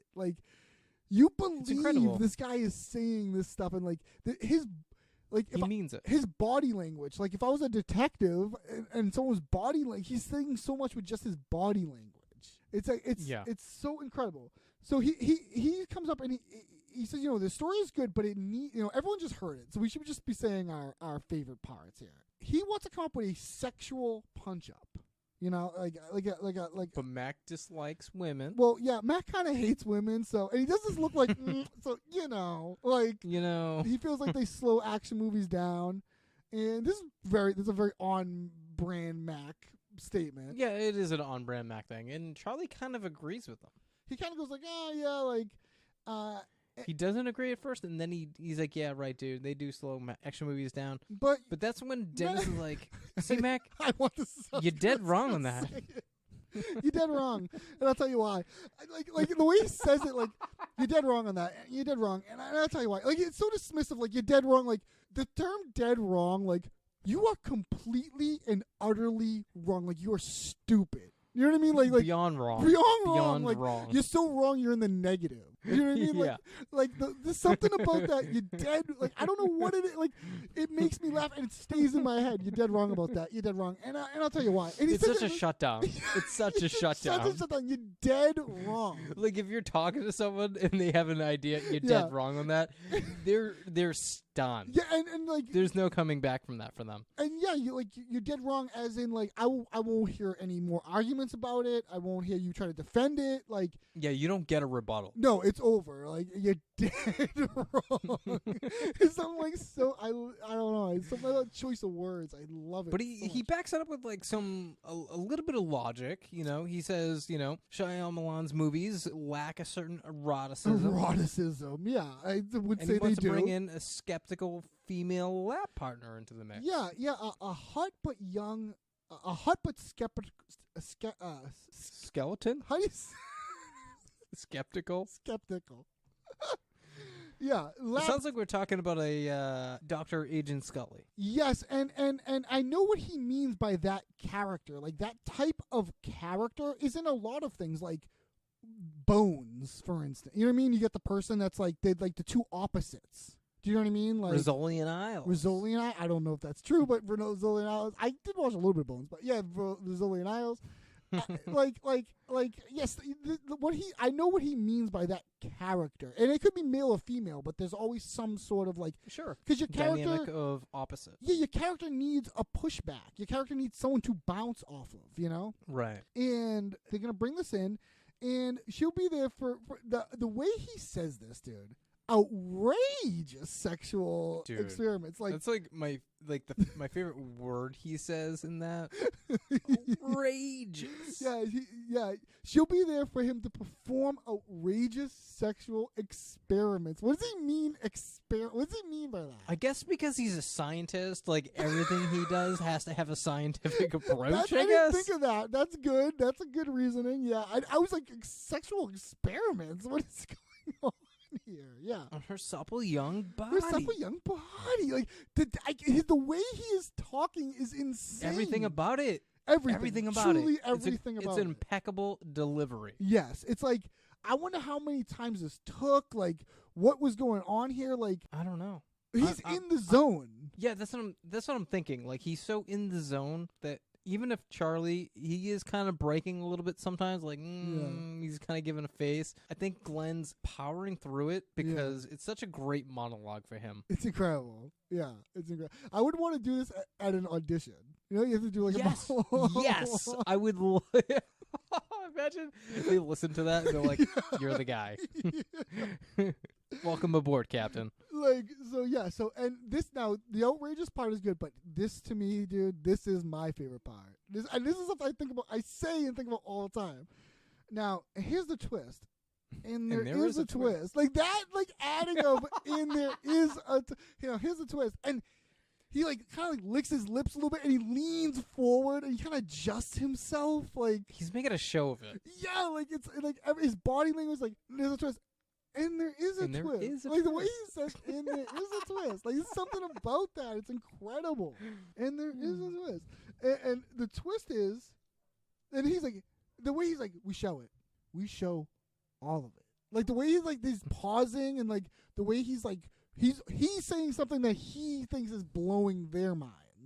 I mean, we're talking, graphic scenes of Dolph Lundgren really go to town on this young This lab subtle tech. young, this lab tech, this supple young lab tech, and like From behind, 69, anal, vaginal, cowgirl, reverse cowgirl, all the hits, all the big ones, all the good ones. And I know, I gotta talk about. We gotta go piece by piece. I gotta go piece by piece because again, now he launches into this like rhythm of like naming all the things, and he gets excited, and he kind of like laughs at the end, like all the hits, all the good ones. Like, he's really excited and into this now. It's like the ramp up is so good. I'm just gonna say it now. My favorite line is all the hits, all the big ones, That's all the good ones. That's another thing that's in my mind when I like list something the or time. say something. Yeah, all the hits, all the big ones. Like you finish whatever list with that. All the hits, all the big ones. It's like, and like to list sexual things as to say sexual positions are hits. All the good ones. Yeah. And it's, you know what? I mean, it's probably because of the age we're growing up in, but like, we're all adults here. We have all watched pornography. Yeah. I think we know what he's talking about. Yeah, like the mainstays, the ones. Yeah, the positions we are there's all a familiar progression. with. yeah, all the hits, all the good ones, and like it just to call those hits is a very funny. Yes. And he does this thing with his It's hand. like, now that's what I call porn. or something. I mean, yeah, like it'd be like like the words are listed like as there's like a floating like by him, like all these like, and the way then he does this thing where you flip of his hands like then he smells crime. He's out busting heads. He's back to the lab for more penetration, and he goes this thing of penetration, crime, penetration, full penetration. Like they say penetration, he says like penetration, crime, penetration, and then he reminds them it's full penetration, and then back to crime, penetration. It's like. I would love to know how much of that was on the fly, how much of that was actually in the script. You know what I mean? Like, it is so like the way and like that on paper, and then him performing it are two completely different things. Like his inflection, his acting, his like it's so much in the delivery here. It's unbelievable. It's truly amazing. I wish I could. I wish like when we did improv, like I wish I could act like this in an improv scene. I'm too goofy. I laugh too much. I break too much. Yeah, I feel like there's also a thing in improv where we can't really go on full monologues like this too often. Well, shoot, I was going to say that too. Now, another brilliant choice about this is that it is a monologue. Charlie and Mac do not chime in. Yeah. You know what I mean? Like, this is written full, as like, a monologue. 1 minute of Dennis talking. Dennis talking, yes. And to have it talking unbroken is a great choice for them. Yeah, because it's so long, it's so bizarre, it's so weird and graphic. Yeah, it's you would never get through this in an improv scene. Like someone would No. stop and ask a question or like try to get you on something. You know what I mean? Try to get you Yeah, to talk they'll about be like, something. "Oh, you said a word wrong. Let's Yeah. focus on that for 40 minutes." Yeah, exactly, exactly. And then this crime penetration sort of back and forth goes on about 90 or so minutes until the movie just sort of ends. Now, what is that? Like, what is this movie? Like, it's a porn, right? Now it's a porn. I mean, it truly is like a 3-second beat. It's like this incredible pause, and then Frank thinks that's brilliant. Like that choice is mind-blowingly funny. You're right. To double down on something bizarre. No one at any point of this meeting or anything has disagreed or thought that the idea is like, Yeah, like that's it is right. all Yeah. like all the craziness is good. Yeah, I mean, it's one big yes and. Yes. to all the crazy. Yes. And that's why we're having fun. That's why it's propelling and we're going forward. Yeah, Frank loves this. This is the most brilliant idea, the most brilliant movie he's ever heard. But Charlie does do a little bit of pushback. He's not sure if people are gonna want to see Dolph Lundgren's naked penis going into this young girl you're talking about. The way he phrases that too. Yeah, but just to be clear, though, Dennis doesn't care about any of this. Yeah. Dennis says, "Oh yeah, we should establish earlier he has this attitude that Frank likes, that is non-caring attitude." Yeah, it's like this like bullshit, like I don't give a shit attitude. But they do take the notes, and they're like, "Okay, well, we'll go back and we'll work on this. Thank you for that." Like that addition, the punch up. Now, before we leave, we have to establish, do Mac and Charlie like this idea? They seem to, yes, because later on, it's in the movie. Later on, it's in the movie, but they are a little bit weird. And Charlie does say, like, are people going to like this? Like, is that going to make them uncomfortable? Because it's sort of making Charlie uncomfortable a little bit, right? Yeah. But I think they do kind of like a compromise. Like, okay, yeah, we'll have the full penetration, but we'll also have a story. Okay, good. I think is there. That's what I think we're landing on. But yeah, I think it's important to say that before we leave the scene. And too, like on the way out of this scene, we get a nice little Charlie trying to box out Mac and Mac trying to box out Charlie on their. Yeah, they're trying to squeeze each other out of the deal. I mean, they're so despicable. They're just so despicable. That's what they are, dude. So then at the library, Mac and Charlie attempt to write their script and decide to get some outside help. Did you notice this library? Yeah, it was the free library. What's it called? Free library or something like that? Yeah, that's the sign above it. Yeah. But I did see the Charles Santore Library, right. Yeah, which yeah, is 932 South Street in Philly. So it is a real library that they shot from the outside, which I think is cool because this season we've seen some shots, exterior shots of the outside still. So they are keeping that in the mix. Yeah, that's very cool. Yeah, we'll put that on the walking tour. Speaking of which, oh my goodness, I'm so stupid. I totally forgot to mention it. I was so excited to talk about Dennis's monologue that Ross, he's holding a coffee cup that whole scene. Like the coffee cup is like sort of part of it too, like the way he's holding it and doing stuff with it. Oh yeah, and he adjusts himself in the seat. Yeah, and that coffee cup is from the Philadelphia Java Company, the place where the waitress works. The Java Company. Yeah, it's on you can. Okay, yeah, that's the waitress's coffee shop. Yeah, the waitress's coffee shop. That's where the coffee's from. Damn, we gotta go there. Yeah, that's on the that'd be number 1 on the list. And then we'll walk to the library, and then we'll walk to Dave and Buster's. Well, what do you say sometime maybe in the fall we take like a weekend and go to Philadelphia? I would love it. I would love Is that wacky and too wild for you? I've never been outside of. We can edit all this out. Maybe I'm literally talking if you to you. Knock me out and put me in the trunk. Okay. I think we should do it. All right, yeah, let's do it.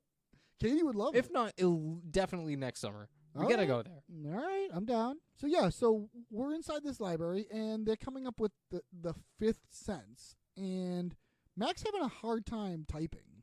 It doesn't seem like he knows how to type at all. And Charlie's going, write a couple words.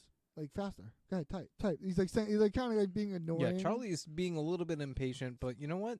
Charlie doesn't really know the English language in general. That's so true. Yeah. Who is he to you know? But and Mac would be able to do it because he's got it in his head. He just needs to type more better. He always says you love that. He always says it. More better. He does. He says more better. It's like it's a weird. It's part phrase. of his vernacular. Yeah, more better.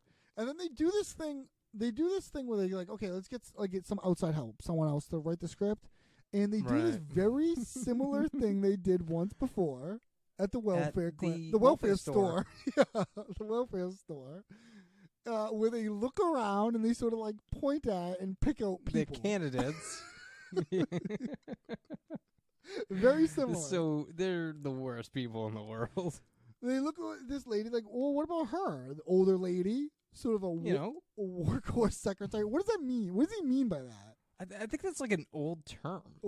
I didn't look it up. A workhorse secretary. I've heard that before. Really? I can infer what it means. It's yeah, like me an too. older woman that's just like willing to just like put in the time and just do it. Yeah. But Charlie doesn't care for her demographic. Finds him to be judgy. Why is he afraid of being judged? I don't know, but I kind of agree with him. Yeah, no, I mean he's not wrong. I'm just saying she can do the work. Great use of language, like a great word choice. I don't care for her demographic. It's a great use of language. It's almost too good of language for Charlie. Yeah. Well, what about check out this one? They say check out this one. God. When they say this one and they're referring to the Pakistani guy, yeah, they're like, "Is he looking into you?" And they're like, "Oh yeah."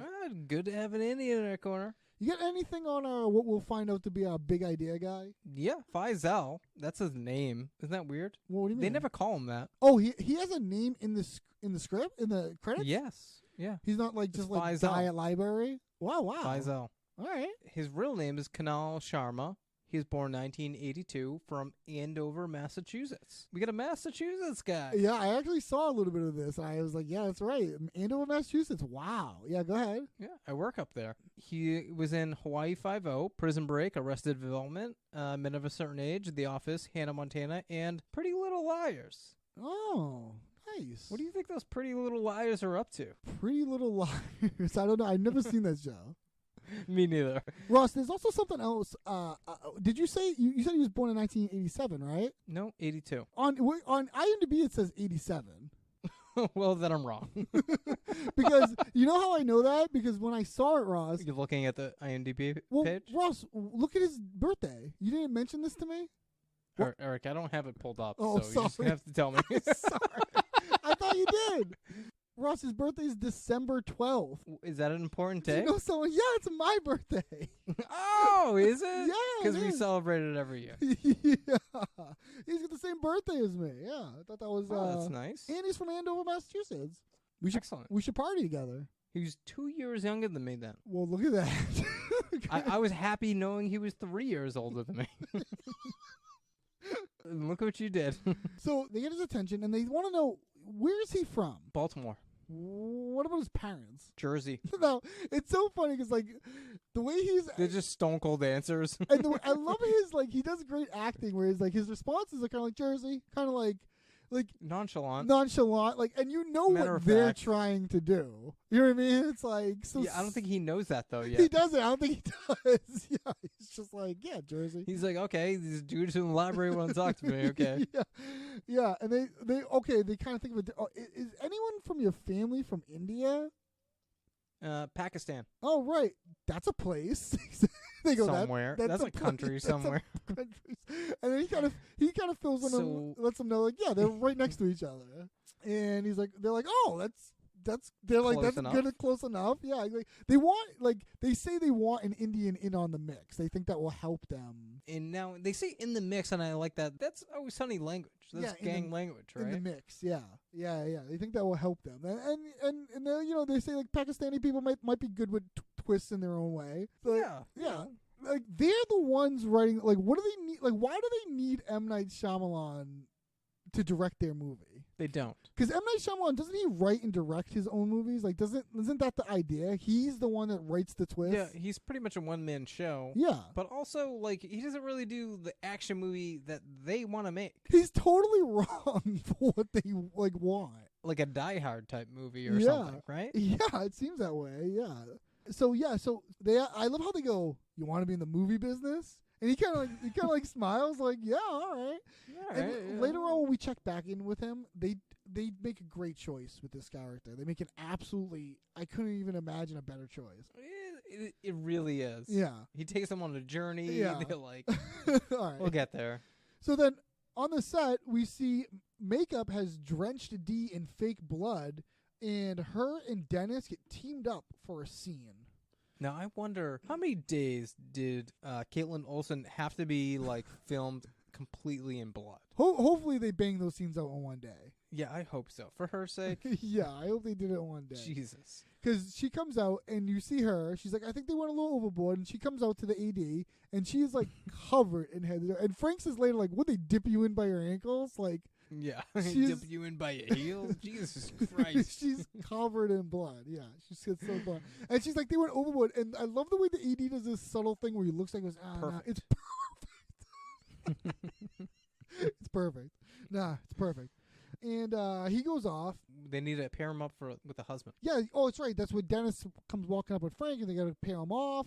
And Frank's like, what about Dennis? That works. And the AD takes off. And this is where we find out that, they're like, what's up with you, D? Like, they're like, oh, you should have had Frank. Like, Frank got him to do this so that you can see That's my face. where an agent negotiated a deal. Yeah, that's right. Because Dennis has this, like, little trickle of blood coming out of his ear. It's like hardly noticeable. It's like hardly, and he has like really nice, clean clothes on. Like, yeah, it's like a bad Halloween costume. yeah. He doesn't look like what the bodies should be. Yeah, that he doesn't look like a massacre happened or a genocide of some sort, which is what they're filming. So Caitlin Olsen does this awesome acting of this. This is what you like. This is what they did. She does this like great freak out. This, like that's it. Like she does this really. She realized how overly invested she is. Yeah. So then they get called to the set. They do this thing where they like start like laying down in this like pile. They're getting into this like formation. Yeah, they're like ground, setting up the scene. And Dee tries to be. Did you love how? Oh my god, she's like laying down like she's posing for a fucking exactly spread. Exactly. Yeah. She's trying to be. He's like, no, face down. And she gets kind of like. Oh no! Well, you won't be able to see your face. Yeah, but at that point, honestly, do you really want people to notice you? You're covered in blood and you look terrible. That's true. So then, back at the library, Mac and Charlie and their new writing partner discuss the plot of the movie. So apparently, it's sort of like they're breaking the story. They're like really getting to the heart of the story right here. And I love how like interested Mac and Charlie are. Like they're really into this. They're like kids listening to a story. And this is where Mac is sort of like recapping kind of like what they've gone over. And apparently in this movie, Dolph Lundgren he's standing on a cliff. Like this movie sounds so stupid. He's standing on a cliff overlooking the ocean. He rips his nose off. Like, so they're going with the reconstructive surgery. Like he's not really a dog. Like the dog idea is gone. It's just like he has a bionic nose or something. So he rips his nose off and he casts it into the ocean because this is the happiest moment he's ever been. Like this is the happiest part of the movie. No. This is the scientist's lowest point in the movie. Oh. Here he throws his nose off the cliff into the ocean because he's rejecting his life as a savior for all of mankind. Now, a savior for all of mankind. Like what is this? A bit. What is this movie? I know. At what point did he just become? I thought he was like maybe the Batman of a town or something. You know what I mean? That's what I was thinking. But now he's all of mankind.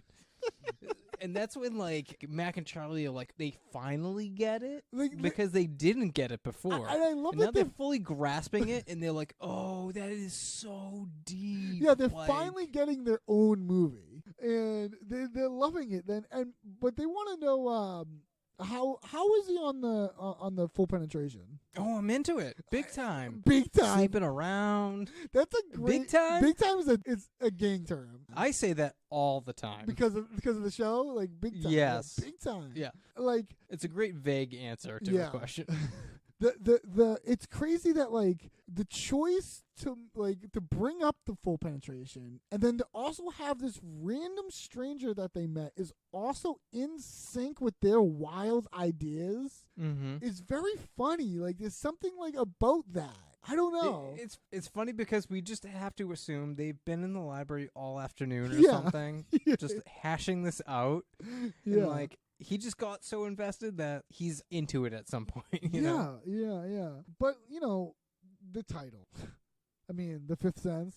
I mean, who even came up with that? That's so stupid. They do that like tried and true classic comedy thing where you blame each other. Right. It is funny though. Probably like a move that's been going like for 100 years. A joke. For, like, yeah, centuries. Yeah, they blame each other here. So yeah, why don't Faisal just write that up and they'll be good to go. Well, I don't really write. I'm more of a big picture guy. He's also like a big picture guy. Like he's so much like them. But he's a better picture guy. Yeah, you right. gotta assume. Yeah, assume he's a little. But it's weird. It's weird. Like, is he though? Because he likes that there's a guy on a cliff throwing his nose into the ocean because he's rejecting his being the savior of all Yeah, you're mankind. right. I mean, he at likes the end, that. this is a terrible idea.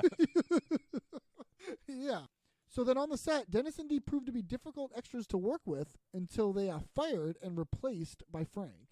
So we start off here with Mac calling Dennis, and his phone rings. You see Dennis laying down, and his phone rings, and he answers it, and Mac fills him in that they're going to scrap the whole writing the idea, and they're just going to make a poster.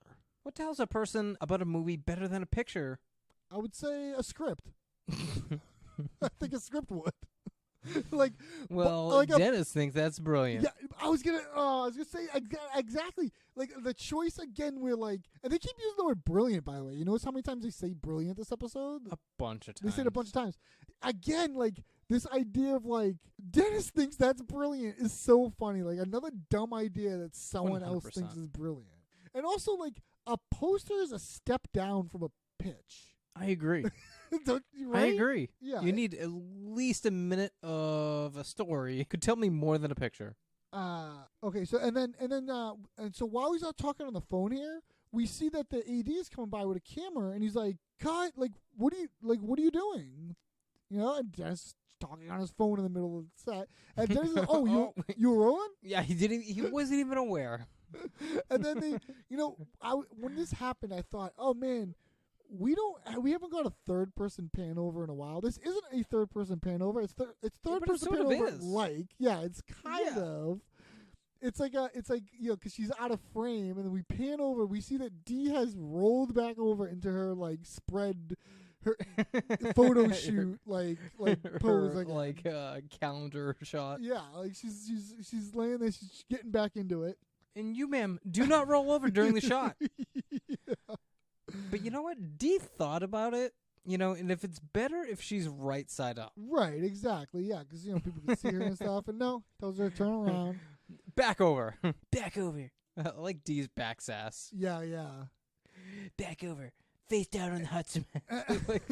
like she's so I would have kicked her out angrily so long complicit ago. I know. She is the worst. Yeah. And we get this great shot. So we get what the film that they're making is. This film. We get to see a little bit of the shot. And they do a different film. Like it looks like a movie as opposed to how Always Sunny looks. Yeah, it looks great. It looks dramatic. Looks like a film.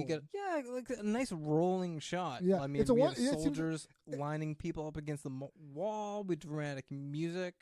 And Dee's about to interrupt this, and they have to call cut, and they're kind of struggling. And I think part of the joke here is that this shot is like a very complicated one shot. You know what I mean? Like all the actors and everyone's moving while the camera's moving, but there's no cuts, so it has to kind of be choreographed and timed. So to do it more than one is frustrating. You know what I mean? Because it's a one shot. Like we all have to do this in one. Yeah, this is like all 100 of us have to get this right. Right. We all have to walk by and do this all the same way. Yeah. And as the camera comes sweeping by, it's like it's following the soldier that was coming from outside into the warehouse. The camera's low and falling, and it's sweeping over the bodies. And Dee rolls over and brains. And we get a cell phone ring. and Dennis's cell phone starts ringing. And AD cut. Yeah, what the hell are you doing? Well, she figured it out. She figured out the Shyamalan twist. The zombies. I like how she's making these leaps and bounds about a movie she has no information about. I figured it out. Just because a director is known for one thing, he can't do anything else. Yeah, exactly. Yeah. And his phone is ringing, and he's like, he points out, hey, man, your phone is ringing. But since the guy told him earlier to not talk on the phone, he's just not answering it. He won't let him help him solve his boy's problem. Yeah, I know, man. If you don't let me solve my boy's problems, then the phone's going to ring. You can't have it both ways. Can I talk or not? And then this great choice of Dee agreeing with this. She's like, I gotta Dee backs him up. Yeah, I gotta agree. That is another great choice. And I like how Dennis is like, my boy's problems, My dude. boy's problems. And that kind of goes back to Mac and Dennis break up. Yeah. Gets him out of jam. He's going to get him out of a jam. Yeah, it's very similar. And this is where Dee's kind of had it. She wants to talk to M. Night, but he's not around. This is a simple pickup shot. He's not here. I mean, she does not care for that. No. This is the first time she's ever heard of anything like this. And this is where Frank comes up, what's going on, and the AD says, these people are being difficult, and Frank's like, I'll take care of it. I'll do their parts, and they get fired.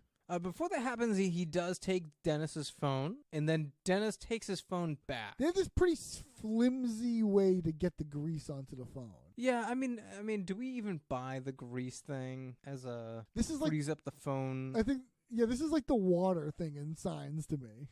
Yeah, and It's a bad justification. I think a better way out of this would have been the phone is from 2009 and it sucks. or like Frank should have took it a little earlier and had it longer. Yeah, but then we don't get the interruption. Yeah, you're right. We can't have it both ways, dude. Does we get the interruptions or do we not? We get the interruption and Frank takes the phone, and then we hear the phone ringing in Frank's pocket. So yeah, Frank comes up here, he takes the phone because he's going to help at first. So he takes the phone away from Dennis so he can do the scene. And then he says, you know what, actually, I'm going to be in the scene. They're fired. Frank's going to take their place. And Dennis quickly takes his phone back. I mean, Frank holds it for 20 seconds maybe. Less. And he figured, he's sick of doing all this stuff. And he wants to be like an actor sitting around doing dick. Yeah. I love the term doing dick. And the AD's like, great, both of you, get your shit out of here. Yeah. And Dennis takes his phone back, and just be clear, pal, I don't care about any of this. I got my own thing going over he here. flashes his phone. There's our first, not first, but another little hint at he's doing something else with his phone. Yeah, and Dee is speechless, and Frank is like, you know what? I just gave you the old Shyamalan twist. Maybe you didn't. Maybe you didn't. And it's more of like a fuck you, is it not? Yeah, it's not a twist. Maybe you did and maybe you didn't is a very D thing to say. I feel like she said that before. She says it a lot. Yeah. Maybe you did, maybe you didn't. Maybe you did, maybe you didn't. But she pretends not to care, but it's pretty obvious she's so invested, covered in blood. D only cares. Yeah, she's the only person that cares. So then back at the extras tent, Mac and Charlie show up to talk to M. Night with their new movie poster, and they find out Dennis has been writing a script the whole time. Instead?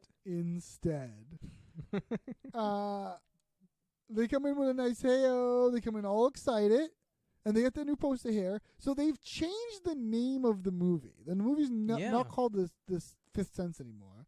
The movie has a much worse title, I would say now. It's a punch down. It's a punch down for sure. The movie is Crime Stinks, the smell of penetration. No, that sounds gross. Yeah, Does it not? Yeah, it's fucking crazy. Yeah, it's insane. It's implying a lot of different odors. And they even have a tagline for the movie. He knows N-O-S-E, the truth. And all the three different things it says, the crime stinks, the smell of penetration, and then he knows the truth, are in these different fonts. And yeah, it's almost like the Riddler made that poster. Right, and he knows the truth is in the Star Wars font. And they also have a picture here, presumably of what Dolph Lundgren will look like in the movie. If his whole head was a nose. Because they have the red spiky hair on top of the nose. I think it's more blondish, right? Dolph is blonde. Don't they say red spiky hair? No, Dolph is blonde. Well, they have this sort of... He's blonde hair, blue eye. He could not be more Aryan. He's Swedish, right? Yeah, he's a very Swedish man. And they got the nose has this spiky hair. It's wearing sunglasses. Mm-hmm. And it's got this body wearing a mesh tank top. Yeah, and these shorts. Holding the gun. Yeah, it's this jacket. It's he's barefoot. It's so weird. It's weird. I wonder, where do you think that prop is?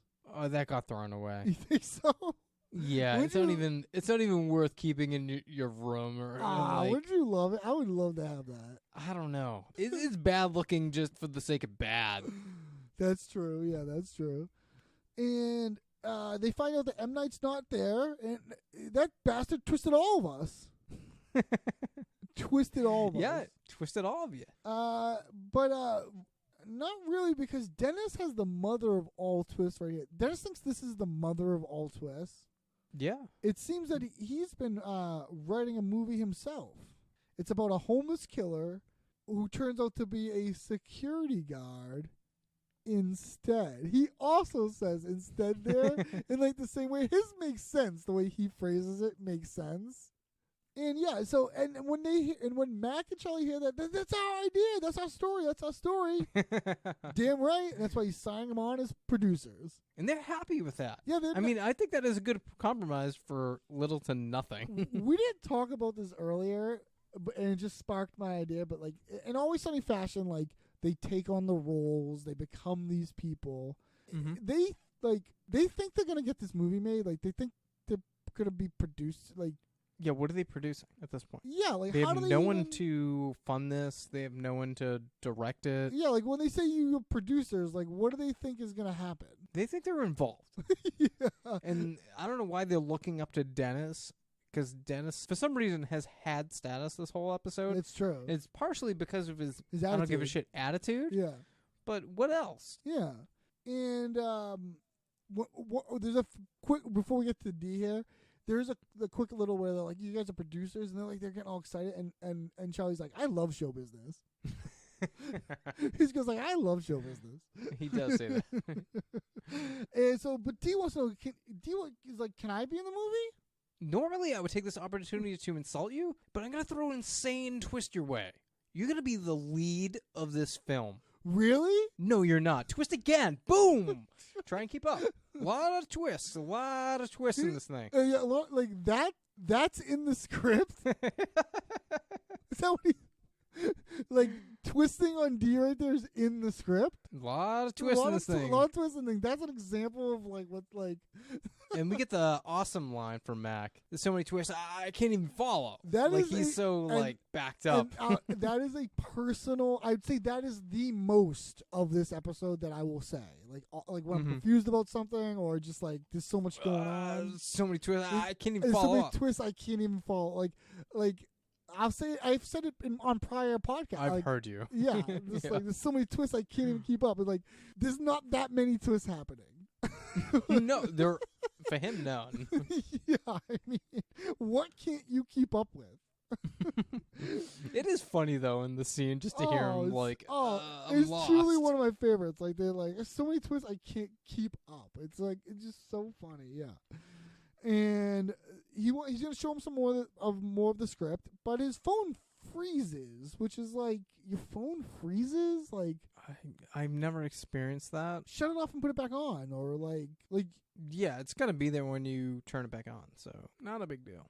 I remember in the early days of computers freezing, that Yeah. could be an issue. If I was Yeah. typing a Word document and my computer freezed, like Yeah. I might lose that whole document. yeah. If I was That's a real threat Yeah. back in the day. I don't know if 2009 that still carried over though. yeah, I don't know. That might be out of like the jurisdiction of freezing ruining things. right. Yeah. I don't know though. Even to this day, like my computer sometimes will be like overloaded with what I'm making it do. 15 different tabs open from Pornhub. Yeah, stream that shit. Stream that. Yeah, stream it's tough. like I It's need straining all on ya. these, all this content, Yeah, it's all the hits, all the views, all good ones. all the positions. Yeah. Yeah, and I get it. The computer's working overtime, but Yeah. when I restart it, all those windows pop right back up, and I'm able to get right back into it. We record through Audacity. That's kind of like the program we use for our podcast. And if Audacity crashes or your computer crashes while Audacity is open, it'll when you go back onto it, it'll recover your projects. Yeah. It's unbelievable. Yeah, we're past the point of that technology failing like that. Yeah, we're in the future. I like it. I prefer it. Yeah, okay. I do not want to go back. I couldn't afford it. So then we go out on a scene from the movie, and Frank takes a bite from his shirt sausage. So it's sort of like the same shot, the same one shot that we saw D do the brains thing in. They're doing it again. It's filmed in that film way. It looks like different, and it's panning through, and it goes by Frank, and we see Frank take a little nibble of his sausage. He's also kind of like chewing and stuff this whole episode. Yeah, I mean, he has like a bullet wound on his head too. Oh, I don't think I noticed that. That's his makeup? Yeah, he has like a kind of like a bullet gouge or some sort of Okay, like yeah. bludgeon on the corner of his forehead. Oh, yeah, I'm not sure I noticed that. Well, that's it. That's the credits. That's what we go out on. We go out on the AD yelling, cut! Ross, what is your favorite character? Dennis. Dennis! Just from that monologue alone, I think that wins him actor of the episode. Yeah. Actor of Or the character of the episode, Actor of sorry. the season. Yeah. And what is your favorite line of dialogue? All the hits, all the big ones, all the good ones. I would say the full monologue, but if I had to pick like a line, Yeah. the part of it is all the hits, all the good ones, all the big ones. And for me, the part is, and here's the twist, and there is a twist. A twist. For me, that's like... I do say that all the time And too. there is a twist. but I actually have an alt too. I have an alt that's not from the monologue. Obviously, the monologue, like, I'm obsessed. The It's monologue, a powerhouse. that monologue is like why I wanted to do the podcast. Like, This is the scene. yeah, it's like, wow, the somebody needs to episode. talk about this. Like, look at this. You know what I mean? Like, Yeah. and but my alt, I think, is I really love the way, and it's the delivery. I love the way you told that story was by far the worst part of the story. It's just like a great, it's just like a great insult, and just, I don't know, Yeah. the delivery. It's great. And what is your favorite scene? Oh, the favorite scene is The monologue in the trailer. Yeah, Yeah. Even starting with the pitch, even starting with Charlie and Max pitch, the whole thing. Yeah. If I had to pick an alt, it would have been like Mac and Charlie beginning. Yes, writing. when they're like, should we Right. write this down? Should we? Yeah, The that. look they gave each other of, Yeah. oh shit, we're onto something. Yeah, we're in sync on this one for sure. All right, that brings us to my favorite segment, your favorite segment, the listener's favorite segment is the IMDb Trivia Challenge. Ross, I get so many emails saying you guys should When just. did I say? Wait, hold on. When did I say this was my favorite segment? You mumbled it. You mumbled it in your sleep. You're recording me while I sleep now, huh? Ross, you never remember to shut the Zoom off. Oh my god! You always forget. Just like you never remember to put your microphone on, you don't ever remember to shut the Zoom off. I gotta do both You can of do those both of things those now. Yeah, exactly. Damn. All right. Okay. Yeah, Ross, I get so many emails. People are like, you should just do an IMDb trivia podcast. Like, that should be the whole podcast. Do it at the beginning, the middle, and the end. Now, Ross, these are 3 trivia facts. 2 of them are made up by me. One of them is a trivia fact that is on the website IMDb. It's under the trivia category. The other 2 I made up. Ross, please guess the one that is actually from the website. Number 1, M. Night Shyamalan smashed his TV when he saw this episode. Number 2, Charlie Day and Rob McElhenney have never actually written anything. Number 3, Mac and Charlie's movie pitch idea involves Dolph Lundgren playing a scientist. Dolph is in fact one in real life. Dolph Lundgren received a degree in chemical engineering from the Royal Institute of Technology in the early 1980s and a master's degree in chemical engineering from the University of Sydney in 1982. Oh, and I have to pick one? Are you serious? Is the one you had to read? You don't Yeah. remember? It's number 3. The one I had to bring up the website and read from? Yeah, that one. Isn't that awesome though? Like Dolph is a scientist. He Like is this a is not too scientist. far out of the realm of his normal life. He has the physical capability of being an action hero. Yeah. We've seen him do it before. And he does have the knowledge of being a scientist. So he's just one nose being blown off away from being the savior of all mankind. Yeah. 100%. All right. Now, Yeah. you said multiple people write in. Which one of our listeners do you remember writing in? You said a lot of them, so I would hope you could name 5. Emma. Yep. Voodoo Maestro on Instagram. Yeah. All He the definitely hits. wrote in. All the big ones. All the good ones. All the good ones. All the good ones. All the hits. Tony on Instagram. Tony, I love Tony. He's funny as hell. Will? Yeah. All the hits, all the big ones. They love the All the IMDb ones. trivia. All right, Ross. That brings us to our final thoughts. Ross, would you go to town on this episode's supple Oh young my body? That's gross. or It makes me sound like a predator if I say that. or the way this episode told its story was by far the worst part of this episode. Now I'm gonna have to go to town on this episode. Yeah, I mean, this is a personal favorite of mine. Is like the way everyone's in sync, the way the episode flows. It's like there's so It's a many, lot of agreement. yeah, a lot of agreement, a lot of great choices to agree to do to agree with each other.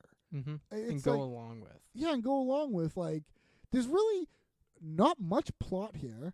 Not Yeah. much happens. Right. It's There's not much kickback. I mean, it's just but character. that's what allows everything to flow so well. Yeah.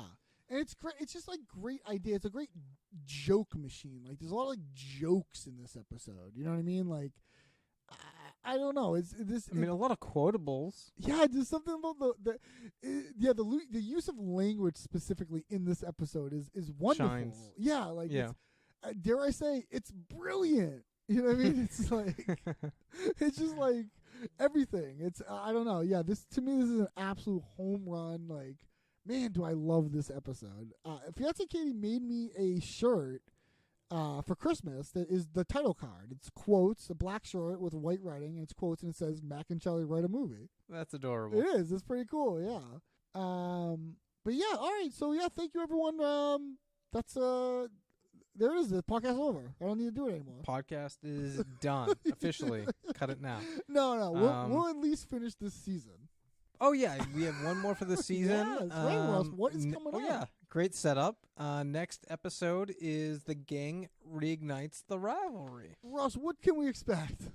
We can expect some Golden God, returning to the nest, to see how his fraternity has turned out.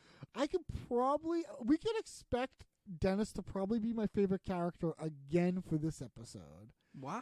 With just simply the idiots, savages, idiots. That is incredible. Yeah. We can expect Dennis chugging dick. D choking at beer pong. That's right. Yeah, Flipadelphia. Flipadelphia. I remember. This episode is one that's like, I remember this very well. It's a very good episode. There's a lot of like here. One thing that really sticks out to me is when Frank and Dennis go to this guy's house. Are you going to talk about the shower curtain? They do a bunch of horrific things in this guy's house, and they're doing it so nonchalantly. And they're happy, like, because they're on, like, don't they take something? Yeah, they take some sort of drug, don't they? Do they? Yeah, I think they're on something, and they're like that's out of the realm of like normalcy for them to take a drug. Yeah. Usually it's like hard alcohol. Yeah. Is their drug? Yeah. But it's beer. Yeah. So what I remember is them just like destroying this guy, like cutting his pants in half. Well, yeah. Just, no. What they do is like really just like going what they do like is, through this guy's house and destroying it, like flooding it. It's been a while since I've seen this episode, but I remember Frank cuts his shower curtain in half, like the bottom of it, so that when he's in the shower, people will see his dong. That's his reasoning. What do you mean, people? Why would he still use it? Like, yeah. Yeah. Like, he could get another one. They're like $10 or something. Yeah. This is also, Bad Monster Toys has a Mac figure of him being painted. That's true. That like the glow-in-the-dark action figure Yeah. at Bad Monster Toys. Guys, go check it out. Yeah. He's doing some cool things over there. Yeah, for sure. I'm looking forward to this, and we're going to close out the season. It's a good one to close out the season on because it brings me a lot of joy. Oh, yeah. To see the gang come together to try to destroy something else. Yeah. They're kind of, they do screw D. They poison D at the end, but they do, like, come it's for the benefit of the team. Yeah, they do, like, they are like a unit. Yeah. Yeah. I like to see them try to come together for something. Yeah. It's usually a fun time for me. This isn't set in stone, but I did try to get a guest on for the episode. Really? Who? His name might be Billy Hignan. Wow. Really? I haven't talked to Billy probably since the last podcast. He didn't say yes, so we can edit this all out. All right. Sounds good. Well, thank you everyone so much for listening and sticking with us this season. It'll be fun to close it out with you all. And so we'll see you in 2 weeks for that episode. The gang reunites the rivalry. And good day to you. The Always Sunny cast is in no way endorsed or affiliated with It's Always Sunny in Philadelphia, the FXX network, or Philadelphia. The views and thoughts expressed in this podcast are of Eric Regan and Ross Northrup. If you enjoyed this podcast as much as we enjoy making it, please subscribe, rate, review, and pass it on. If you'd like to reach out, you can email us at alwayssunnycastpod@gmail.com or stay in touch with us by following our Instagram account at thealwayssunnycastpod. We'll see you next time.